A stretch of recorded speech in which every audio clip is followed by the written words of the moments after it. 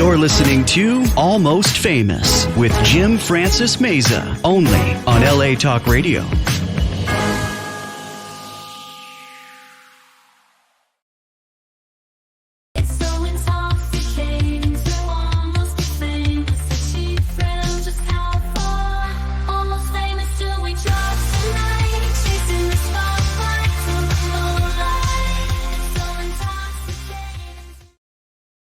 All right, my dear listeners, all the viewership and listenership, listen up, okay? I am very Americanized today, as you see, very patriotic.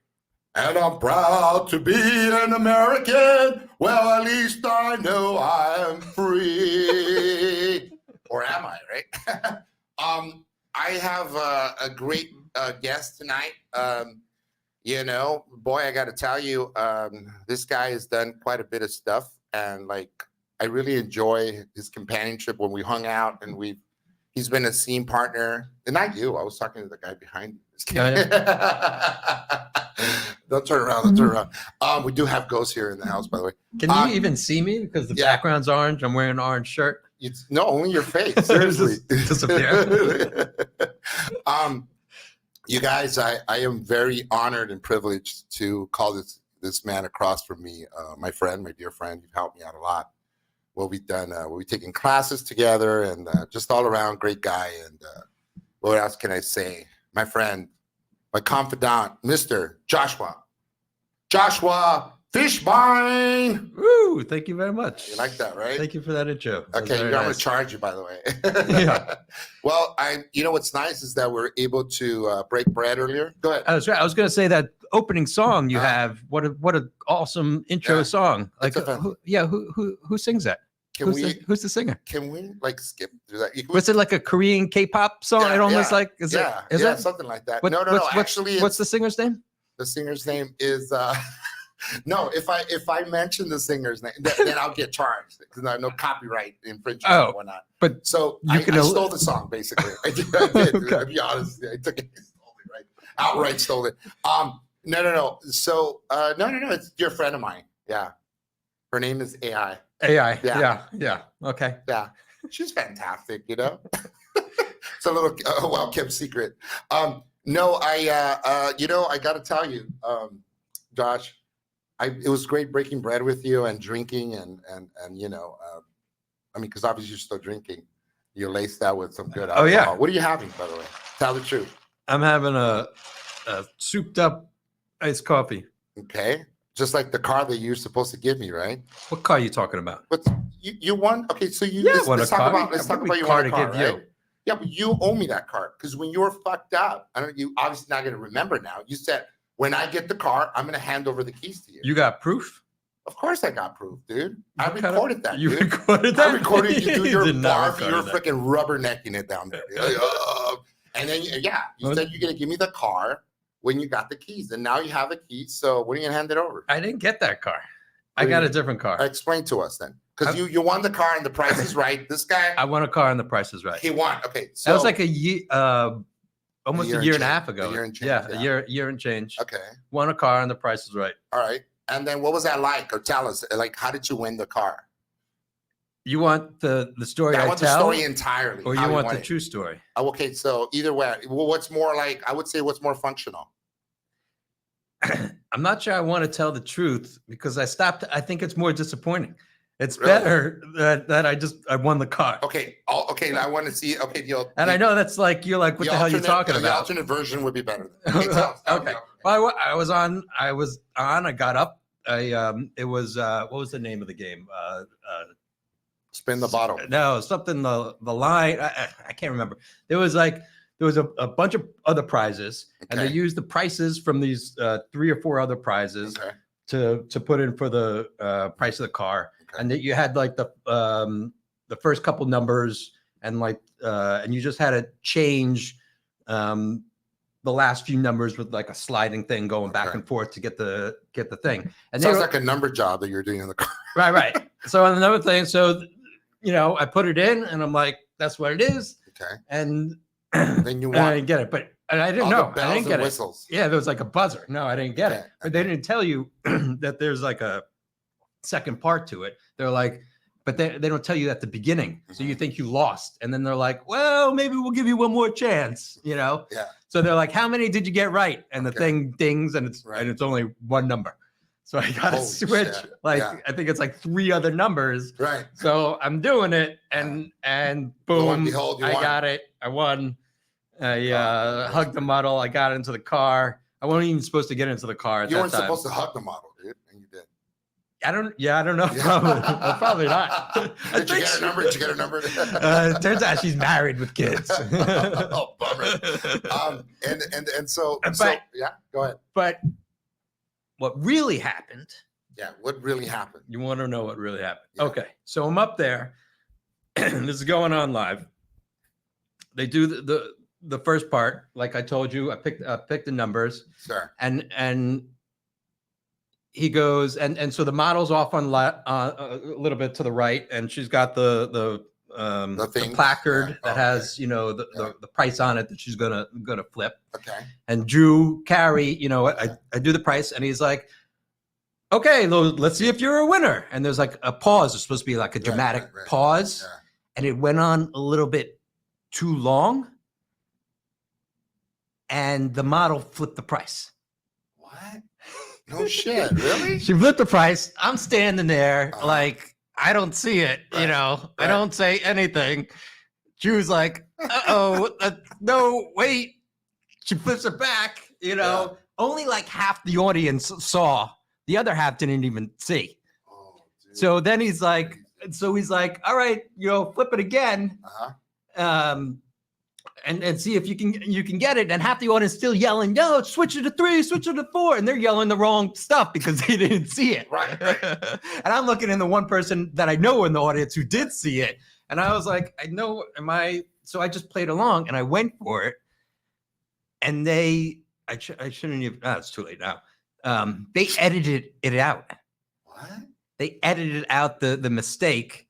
And it looked, because the way I played it off, it looked like, totally natural, but I saw the numbers. So it was produced, guys. The show was really produced. So what happened was 10 years before this happened, there was a price got revealed and they played it. Okay. And it became a famous episode. Right. So you figure it's a once in a 10-year mistake, but this time they edited it out.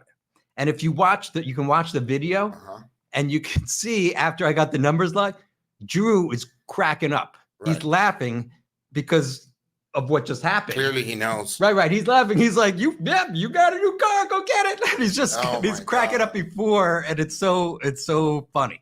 Yeah, it's so I mean, I might have won the car, but who knows? It's kind of like a fluke. It was a fluke. For sure.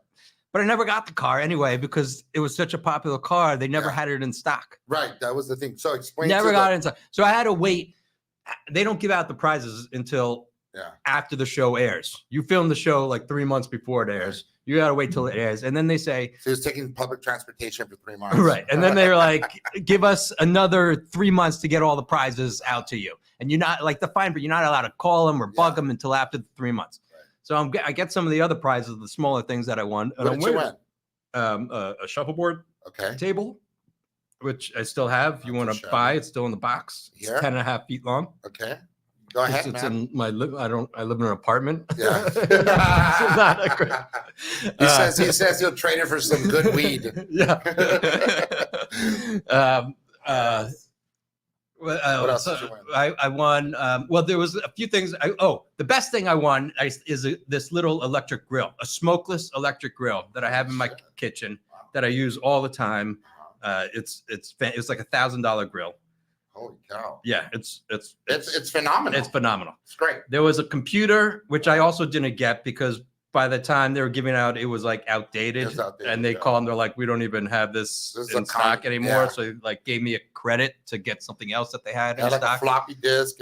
Yeah, it was like 4 gigabytes of RAM. It was like, you could get email on it, and that was about it. You have to it was an HP. Yeah, it was like a landline or the net zero. Yeah. I also won some these charcoal smell or scented. not scented. They take the smell away. Oh, what you call them? Yeah. Okay. They said they were like $30. So, Wow. And That's the cool. shuffleboard table and the car and the model and the hug. And the model. Oh, so the model. Yeah. So this is what happened. The model went on her Instagram page afterwards, crying. She put this post on Instagram that I found. What? Yeah, on her Instagram. You're not fucking with me. No. Okay. And she was crying about this mistake. She thought she was going to get fired. Right. You know, and she was bawling in tears. You're Captain Save-A-Ho? And even when I went up to her, I'm like, I owe you a beer. I'm like, Drew thought it was so funny. He was just laughing about it. He took her down to the local and dive. This woman really thought she was going to lose her job. And I felt like horrible, Shit. you know, and then the video disappeared. Like it got taken down because she wasn't supposed to post about that because they were like going to edit it all out. God. So then, you know, these people, someone found it and reposted it on YouTube. Oh, dear Lord. You know, because now it's out of their control, the producer's control, because she took cyberspace. It. Right. And so someone else got it and then reposted it. Holy even shit. though she took it down off her Instagram page. What?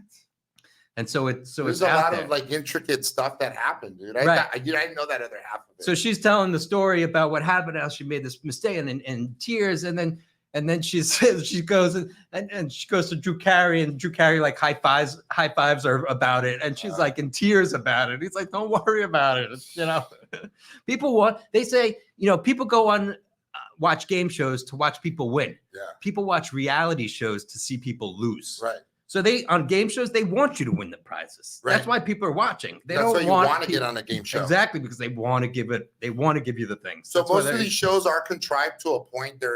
They're produced, but in a way where the the contestant ends up winning somehow, some way. No, but they're all legit. They got lawyers. Yeah. You know, there's like laws that it has to be. Right, you know, right. Like reality TV, it's like you want them to lose because it's like it makes you feel, it makes you feel good on the way down, kind of like you're losing. You root against those people. You're like, I hate that person. Oh, I'm so glad he's gone. But game shows, they're better because there's no losers. Everybody wins. Everybody wins. Yeah, it's a win-win situation. Dude, that's so great, man. And like, so you get this car, the car that you have out front that you're supposed to give me, but that car is a new car I bought on my own. Like, see, he's gonna finagle his way out of it. This is classic Josh. What do you mean? At what? You're gonna try. Give me the car. But I didn't get the car. I didn't say I give you a new car that I bought. You did say that. Those were your no. Exact You words, just said rewind it back. You said rewind it. What are these like the 80s? Okay, VHS. You said I would give you the car that I won. The fact of the matter, I never got the car I won. I got a check instead. All right, let's be honest. You're so far gone after having drank whatever you took. Yeah, it's the caffeine and ice. The grass smoked and or vaped, right? I didn't vape. No, you straight up smoked. Like rolled the doobie. That wore off. How many doobies do you have like a day? How many do you today? Yeah, maybe 3. That's not bad. Is that like, are you on a diet or what? It's still early. The night is young, ladies and gentlemen. So let's talk about. I want to know because you, first of all, New Yorker in the house. This is great, fantastic. Woo, woo.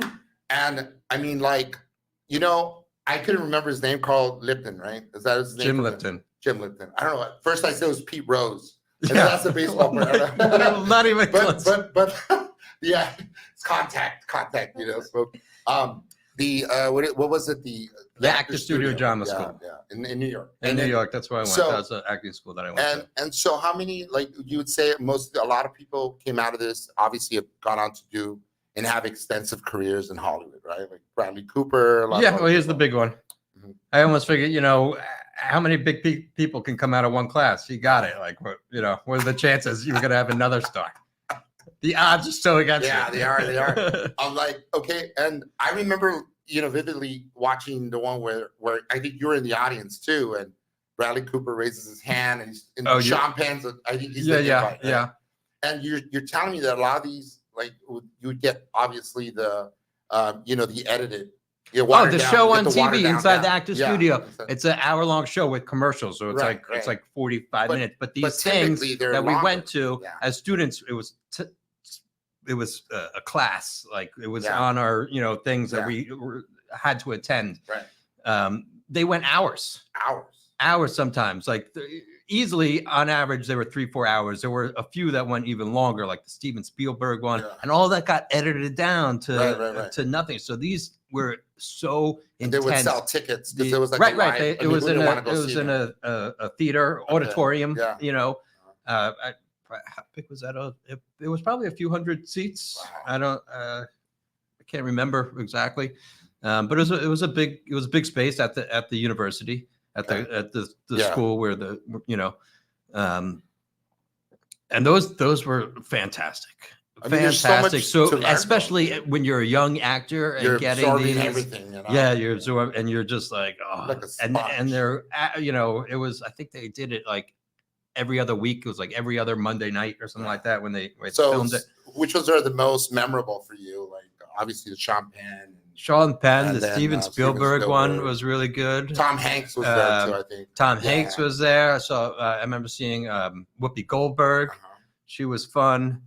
There's just countless amount of people. And then with everyone that would go up, did you feel like some semblance of like, okay, I'm gonna make it because so and so, you know, somehow you feel like vicariously you're living through these people, or at all? I don't or think not? so. Not I at don't all? think you're still in school. You weren't even Yeah. out there yet. Yeah, You know what I mean? So I wasn't even getting a feel of like try. I didn't have any failure yet.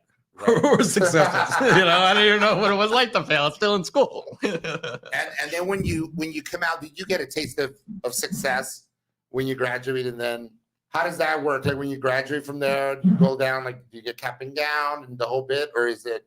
Yeah, we had a graduation ceremony. Graduation ceremony. And then do we have a cap and gown? I don't even remember if I had it. I mean, I had a cap and gown when I graduated regular college. Yeah, regular college. This is it's a master's degree, the program, MFA, Okay. got a master's. Wow. Can I? Well, it's a MFA. I like to. Can you curse on this show? Fuck yeah. Oh yeah. So Yeah. MFA, I refer to it as a motherfucking actor. Not a master's of fine arts, you know. Right. And when you graduate from this, obviously, clearly you went out on a host of auditions and whatnot, and then you landed something, right? Yeah, I got a Tell big us about movie it. almost right out. Yeah, a movie called Returning Mickey Stern that I did when I was young out of school. Okay. Had some older stars in it at the time. Now they're dead. The majority of them. Joe Bologna and Renee Taylor were in it, and Tom Bosley, Mr. C, Mr. Cunningham from Happy Days. Happy Days, he was in it. Connie Stevens. Is another older woman. Yeah. I didn't even know when I was young. I didn't know who she was. I had to look her up. You know, everybody knows who Mr. Cunningham is. You know. Oh, of course. Yeah. Happy Days. Yeah. He's a very lovable dad, and he was a great guy. And what were they like? And he's a member of the tribe too. No shit. Yeah, you didn't even know that. How did you? What do you call it? How'd you get along with some of these people? Like, some moments that you would say on set? Oh, great. Well, me and Joe got along great. He was like, he almost felt like a fun uncle, right? Almost in a way, you know. I mean, I was in my young 20s, and he was probably already in his 60s by then. I played like a younger version of him. Okay, I see what you mean. So it was because the movie was called Returning Mickey Stern. We both played Mickey Stern, and I was like the younger one. And the thing about the movie where like we both, he kind of comes back and. And that was fun. It was fun. It was shot all on location. It was out on Fire Island, in New York, on the beach, right? And it was like going to summer camp. So badass, yeah, dude. With all these fantastic old time actors that you can say something that most people can't. You know, you're in a film with all these, truly, virtuosos of their time and period. I still the first scene in the reel is with me, Joe Bologna, and Tom Bosley. Even though that's like from years ago and I look so young. It's the best thing I got. Well, I might just beat that one. I haven't had any like headshots in like 10 years.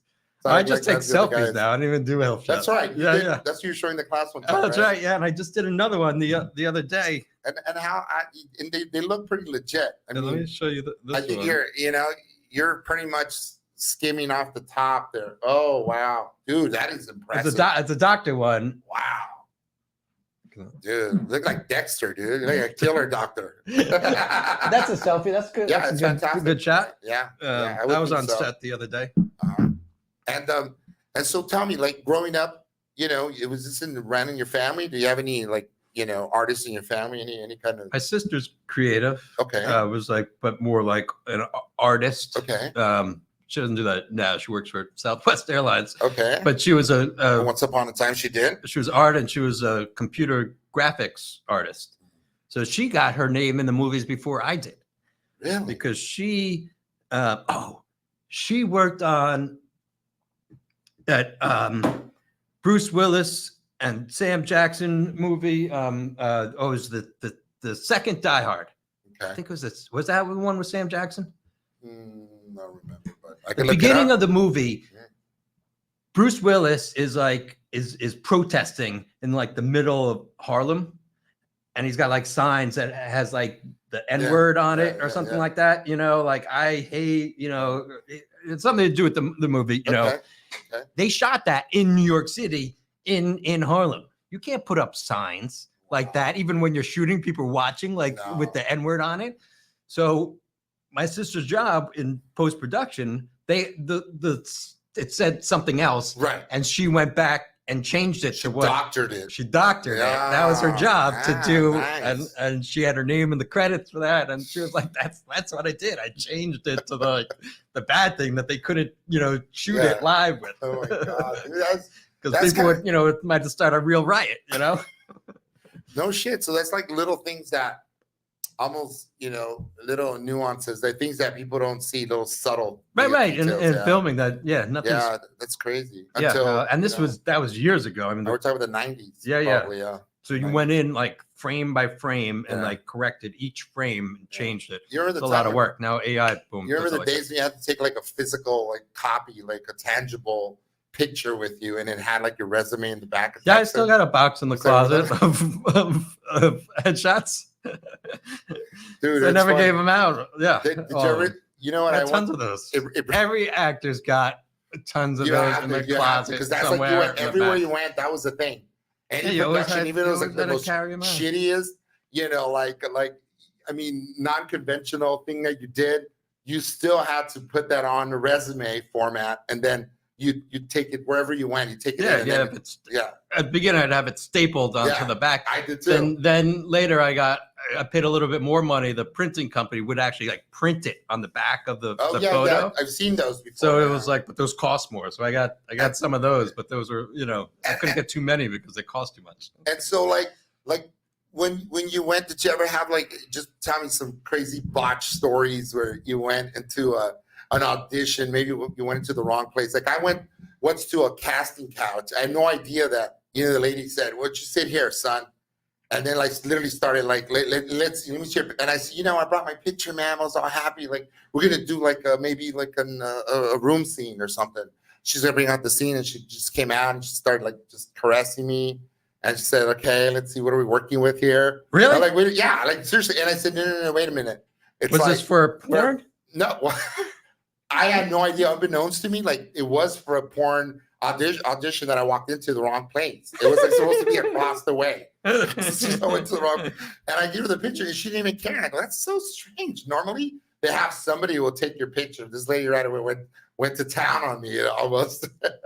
How long before did you stop her? Or you just kept going? Well, I wanted to be good. I wanted to land the gig and the audition. Did you get it? I got it all right. She got it. She got the part. No pun intended. No. But you had some crazy stories, or where you had maybe they say, "We're going to lunch, kid. There's 3 hours. You got to wait." You remember in the olden days was like a fucking they have just a warehouse of people waiting and shit. A whole deal where you have to wait, and then they're people go to lunch and sit down another hour or two. Yeah, I haven't been on a lot of cattle calls, but I don't remember of them making everybody wait through lunch. Through lunch. That's so you gotta wait for so and so, then so you gotta wait for the other guy. Yeah. It was just. When I first started, I was an extra. That's basically what I did. I've done a lot of that work in the last. So it pays it well. pays the bill though. It pays the bills. SAG. Money. Yeah, so as long as you're doing it through the union. Yeah. I mean, they only hire a handful of union people, and then it's mostly non-union people, which they just pay minimum wage. What do you think about the workforce? I know we talked about, we went to McDonald's and, you know, we hadn't been in there. It felt like a scene right of the Jetsons, right? They have all the smart boards. You haven't been at McDonald's in a long time. It's all like computerized. There's hardly any employees left. I even thought, did you see the lady was like a cyborg? She's just looking at us kind of weird, like, okay, do you want the ice cream in your hand? I'm like, wait a minute, what the fuck? But she gave it to you through the little pickup box. You know, it's weird that she went in through it. Like she couldn't just hand it to you straight. It's got to be like through the little pickup window that was like this, even though she's like all around it. This shit, it writes itself. You have to have been there with us in order to see it. It was something else. You know, like the other day, I heard about people that do, you know, they're going back, like the workforce now, made up of a lot of elderly people that are coming out of retirement because they can't afford to, you know, obviously they can't afford everything's through the roof, you know, with inflation and whatnot. And this is the narrative, the inflation and whatnot, but it's going down, the inflation numbers today. So today? Well, that's refreshing. Yeah, they're going to cut rates in September. Because there's people that go back to selling homes. Can you imagine, holy shit, someone really old trying to sell a house and they're like, okay, this is this, and you're like, only to find out, wait a minute, this is a rest home. This is a fucking retirement. Well, they'll sell that too. They don't care. They're like, going back to real estate. Wait a minute. So you said a minute ago, you did extra work. Yeah. Background work. Yeah. You never told me about that. Really early on, I did a lot of background work. A lot. Oh, yeah? Yeah. Music videos.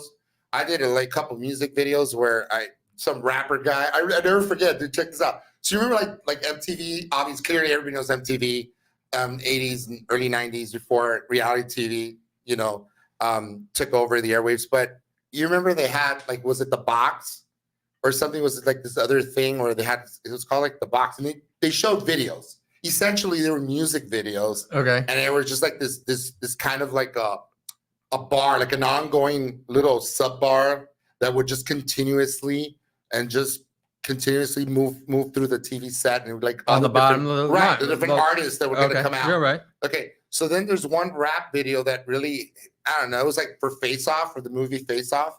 You know, I'm really dating this. This is a long ass time ago, and I remember I remember rap songs in that movie. I went out to. They said, all right, we're going to be out in talk about a cattle call. Huge number of freaking people gathered at Eagle Rock, right? Eagle Rock in LA. And I'm like, oh, dude, I'm gonna go check this thing out, see if it's cool.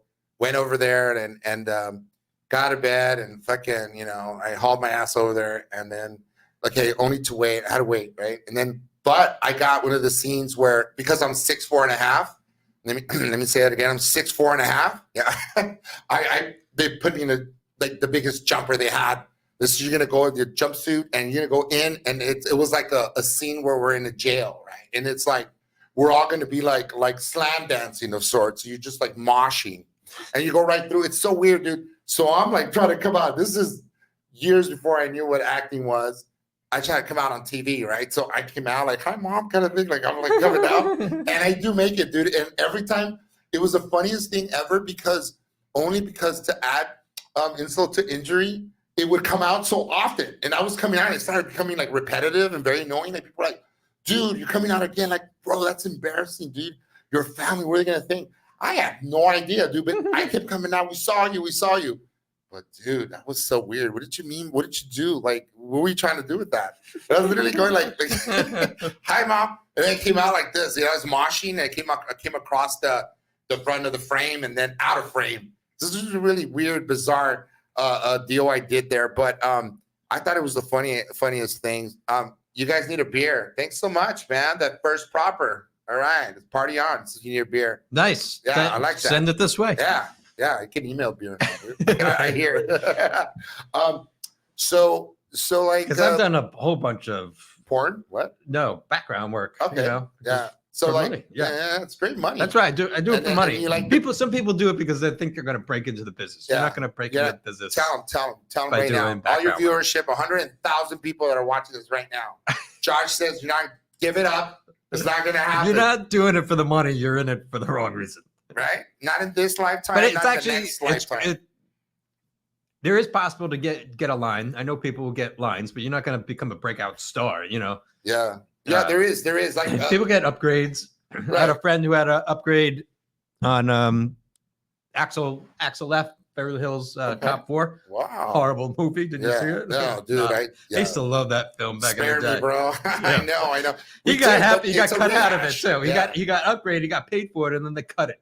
Beautiful. Yeah, that went straight to Netflix. I think it was like a Netflix original, right? Right. Yeah. But it was the whole cast. It was nice to see everybody in it, like literally in the car, and then to see like 1984 or 82 versus 2023 or 2024. I'm like, wow. It was just not. I worked on that. Yeah.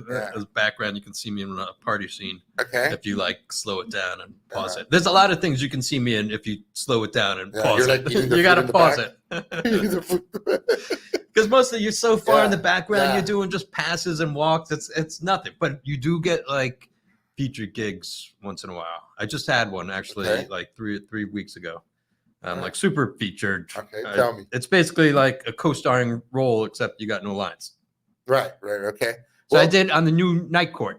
You know the new Night Court, sure, the show, the shooting neck, and it. What was awesome about it? That show, oh, really? Yeah, the OG and even the one now, it's really good. Yeah, well, it's got John Larroquette in it, so, except the lady that died and the other guy. Is the bald guy in it? No, they got a new Bull, the old guy from the old show. No, I don't know the woman's name. She's a black lady that plays the new bailiff. Okay, but it's got good writers. I mean, no different. Right? Yeah. The judge is the girl that was on The Big Bang Theory. I forget her name. She's the judge, and then there's John Larroquette, who was on the original. He's the only one from the original. I think. I used to drive. But it's the same thing, like in the courtroom and stuff. And so the scene was, I was in the courtroom in front of the judge, like to start off the scene. Did you get flashbacks? No. I've never been in front of a judge. I had John Larroquette was like, right next to me because he was like the lawyers and I'm standing there and it's supposed to be like a hot summer day and I got like these like white pants on and this big stain on my pants and the bit is that I went to Baskin Robbins and it started asking for like tastings and shoved the ice cream down my pants. Oh, nice. Because it was so hot out, I needed to cool down. And so they make a joke about it. And then you see me standing there, and they like let me off because it's like they're like, I'm gonna let you go because since there's a heat wave, but don't do that again, kind of thing. And then strawberry cum stain. Wait a minute. Yeah, that's what it was. It was like a red pink. It was like a strawberry thing, and they put it all over the pants, like the crotch of the pants.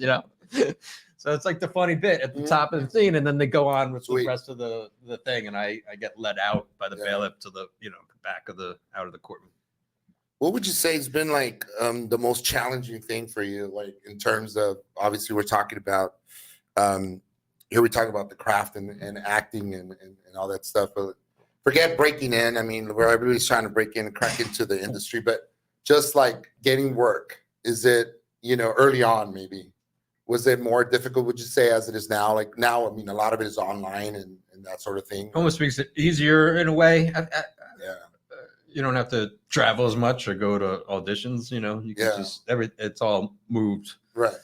It's never going back. It has in some ways it's better. There's pros and cons to it. You like lose that personal relationships that you can make with like casting people, when you come into the room and you can like, have an entrance, light up a room. You don't get that when you're doing the self tapes but that's what they're really looking for is what they can see on TV. So a little self tape is really all they need. And then they could just sort of, but you do lose some of that personal relationship type of thing. Like in the olden days where you would walk into you sit there and wait. Right. And you see all your other competition. And you're looking at everybody, everybody's like, whatever, don't talk to me. Right. I look like that fucking guy over there across the hall. Why do I look like that? Yeah, you're all looking the same. Some guys, they're concentrating, doing their warm up, listening to music. I saw one guy in the bathroom. I thought he was fighting with somebody. He was like, because you got this.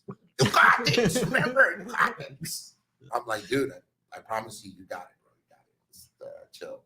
And you ever been like, you ever gotten to a place where, it's funny, like when you would go to some of these casting places and there would always be somebody who was trying to get out fast. Like, oh, you know what? I gotta they want to skip ahead. Because I got another audition across town. Yeah. And it's bullshit, complete bullshit.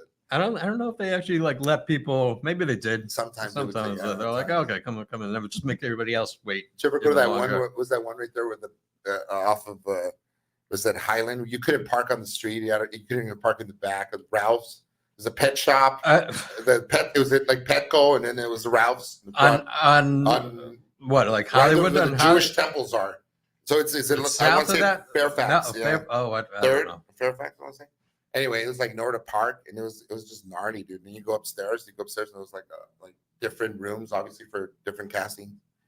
Yeah, but that was a lot of fun. I really think like that human, that kind of like you said, like that, just the interaction. Because you could also, they would give you, suggestions sometimes. Like you do a take, and they're like, try it this way. You do the self tapes. You send in 1 or 2 takes, like you don't get a suggestion. Hopefully you got it right. You got it right the first or second time. And even though you could probably, if you didn't get it right, and you could get it right, you don't have the suggestion to get it right, because you give them what your interpretation is basically, and hopefully that's what they're looking for. That's what they're looking for. Yeah, exactly. It's casting. Because everybody's got a different interpretation. Right. But sometimes a little guidance can gear you in the right way, because you don't have the whole script usually. You just got your lines. So there's so much missing that you can't make decisions on that's you can need that help sometimes from the casting people. Right. And I've known people that just never set foot in any acting class, and they're working actors. They learn. Oh, I hate those fucking people. They learn from those people going to castings and getting that opinion. And like, all right, let me try it that way, because they figured like that was half the battle already. That some people, I don't know. Oh, I did. I don't care. I don't know the guy. The Lincoln Lawyer. The show Lincoln Lawyer. That even one of the main. I like the movie better, but yeah, the show's not too bad, right? I've never watched the show, but I was working on the show. Okay. I do remember The Lawyer with Matthew McConaughey, right? Yeah, great. Fantastic. Movie. Yeah, I mean, he does commercials with that, like kind of the same. Why does he do that? Bothers me when big stars do commercials, but it doesn't. Wow. Whatever. Because that should be the money for the little guy. Yeah, not for that. They don't need the commercials. Or the AI. So what was I just saying? You're saying before you got interrupted, that you're saying that something you worked on the Lincoln Lawyer. Lincoln, sorry. All right, so we're in a hospital. Okay. There's a hospital scene. Okay.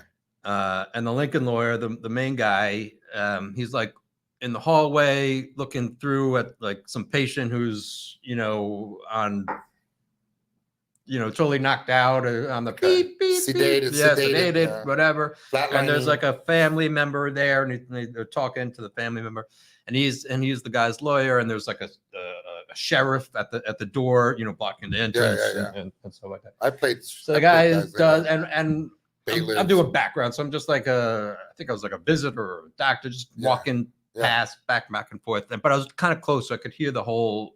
And when I walked off camera, I was close enough to hear, and listen to the whole thing. And that the guy kept screwing up. Okay. Yeah. And then at one point, someone comes out of after a few takes of him screwing up. Someone comes out of the back room, and they're like, they're coming through. One of the crew guys, and they're reeling this monitor out that's on this huge like tripod. It's ready to go. All right, this thing. They're like, they just brought it out like that, and it's a teleprompter. Shut the fuck and it's got the guy's lines on it. Wow. And they set it up behind, and this is a professional actor on a TV, and he can't freaking. He was it's so. Like Brando. It was. Brando was the same way. They would feed him his freaking lines. So yeah, but Pacino too. But well, they did their time. This guy's not on. Right. This guy wasn't Brando. But right. But they have the mileage. And then at one point he says he does the scene, and he says to the director, he's like, "Does it look like I'm reading?" Yeah. And it's just like, oh my God. I'm like, how does this guy? He's the star of the show. How does these people get the part? I'm like. It wasn't like, it had some dialogue, but it wasn't something ridiculous. It wasn't like it was 10 pages of dialogue or something like that. It was a few pages, and he couldn't. And at one point, after doing it a bunch of times, I heard him say, he was like, I want to try it without reading. He's like, I think I could do it. I could do it. He couldn't. And then he tried it, and he just couldn't do it. And he got so pissed at the end, and he like walked off set going, "You got it ready," and he was like, all mad, and he kind of stormed off, and that was the end of it. But they had gotten it what they needed, and the editors, they go to work right away. They have their work cut out for them. Yeah. And but the thing was that it was so amazing that they were ready to go. Like, this wasn't a one-time fluke. The guy was having a bad day, and shit happens, and like you forget your line sometimes. This guy was it seemed just unprepared. It's not good to be unprepared, you right, can't guys? be a professional actor, but he's the star of the show, so they can't fire the star of the show. I think he's been going to casting couches for sure. Maybe. He's been getting on his knees, maybe. I was just, I don't know, flabbergasted. It was crazy. This was just a few months ago. Talk about flabbergasted. I mean, you get like really taken aback for some of these. I mean, I've met people where I'm like, "Are you for real, dude? Like, oh my God, you're the lead. Wow, in this film. Like, that's crazy, dude. Like, who do you know, or who are you sleeping with?" And that I've gotten to see lot, some really good things actually this year, like really up close. I did another. They're bringing back CBS, and I think it's CBS, maybe it's ABC. In the fall, is bringing back Matlock. Get out of town. It's gonna be a new Matlock. With Andy Griffith? No, Kathy Bates. He's dead, by the way. No, yeah, he is dead. I know, but that's what I meant. Like, they're gonna bring him back. They're gonna bring him back from the dead. I don't know. She's fantastic. She's fantastic. I mean, it's a new show, a modern thing, but it's a lawyer show. Anything she's in. I think there's a thing in the show that it's just a coincidence. Her name is Matlock. It's fair to say that anything she's in is a fucking hit. She's gonna make a splash. She's fantastic. Oh yeah. So I got to see her super close up because I was one of the lawyers in the courtroom at the table, and she was the lawyer on the opposing side doing the closing argument. Did she whisper in your ear? And it was like a 5-page monologue of her doing the. Oh yeah. Light the match. But the thing was, we had just before the scene. In our acting class. Were you I played you had played it a while ago, but we had done the scene again with another girl, or what's her name, the older woman that you knew from before. Anna? Yeah, Anna Maria. Anna She Maria. did, she played and she was great. She was great at that misery part.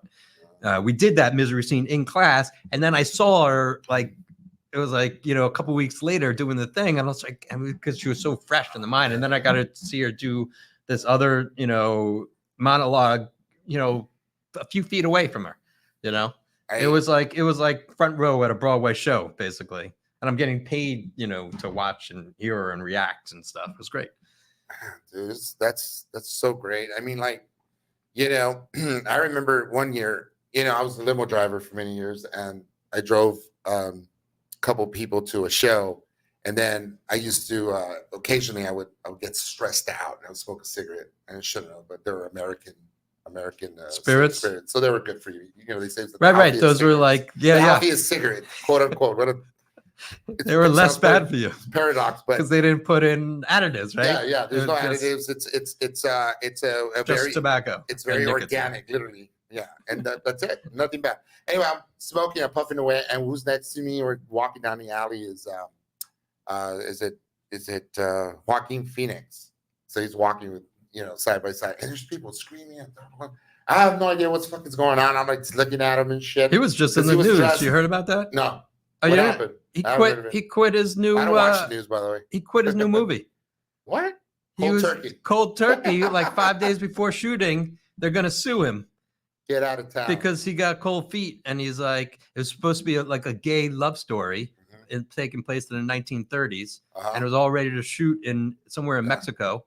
And like 5 days before shooting was supposed to start, he was like, maybe he said he was supposed to be a top, and then he said you're gonna be a bottom. Something. The hell I am. Yeah, and he was like, I'm out. So I heard they're gonna sue him because he cost them, and he's like, they're like, it's not going to hurt his career. They'll settle. He'll pay some money. Yeah. And after he gets this huge payday from Joker, he doesn't care. Dude, what a movie. Which one did you like best? I think. Well, the new one. The new one's coming out. Yeah, I know, but I'm saying like in October, I think. What a phenomenal actor. One of our best from our period of time. Joaquin Phoenix. Oh yeah. The thing is, I think how you flesh that out. I think the second one's going to be just as good as the first one. It's got Lady Gaga is in it. Yeah, she's good too. co-starring, Yeah, and she's good. I she's saw good. some of the trailer. I thought she was good in it. I mean, she's good. She's Well, I'll good. tell you something about Lady Gaga when she was in that movie with Bradley Cooper. Oh yeah, the, Stars Born, the Stars, new one. yeah, the the third remake or the fourth it's like remake, the third or fourth. Yeah, because the first was like 1960s or something. Right. Brad's like, yeah, I'm gonna redo this one again. So she was in it. So he had hired our acting teacher from back in the day from the actor studio, was on set a lot of Brad's movies. Really? Elizabeth Kemp. She was a great acting teacher. She passed away some few years back, kind of young, in her 60s. So she got to teach Lady Gaga like the same stuff that we learned. She was her acting coach on set for that, and she I heard like learned a ton from her, and it really brought her up to speed on her moving from music into acting, and I think this new movie is going to show in the new Joker. Yeah, I believe that some people just genuinely inherently have it, and I think she might pretty much it might run in her blood for all we know, because she's a great talented musician, singer. Oh yeah, she's great. And some people can translate it from one area of art to the other, and then others like J-Lo, I don't know, maybe not, but it's also in the eye of the beholder, right? I mean, but Jesus, where did time go, bro? I don't know. Oh my God, it's 8:46. So, Josh, I mean, like, what do we do next? Do we go down to a dive by your house and get blasted? Yeah, just get blasted. Yeah, I'm ready. All right, you know why? Because I want to take your car. You're not getting in the car because I didn't win that car. I got monthly payments on this car. I won't give you a car I'm still paying on. Ladies and gentlemen, Josh Fishbein, man, what an honor to have you here, dude. Thank you very much. It was my pleasure. I very much appreciate this. Get my mind off things. A lot of fun. Yeah. Thank you so much. When life hands you lemons, throw them at someone to make you feel better. So, and I was going to say, what are your social media handles to the world? Why don't we? I hate social. I'm hardly ever on social media. I do have the MySpace? Instagram. Yeah, MySpace. I don't bring up my MySpace. I don't have to go back and reactivate that. No, I do have a little Instagram. Yeah. It's not even. It's Razorfish. If you type in my name, it'll pop up. I think my. Oh, I can't. I should go up and update the photo. It might be an old photo on there, or maybe I already updated it. I can't remember. But I don't have too many followers. You're not too active on there. Most of my followers are. Every time I turn it on, I got all these likes from all these hot women that are want you to come to their OnlyFans page. That's half my followers are OnlyFans women. Isn't it like maybe they just love me? I don't know.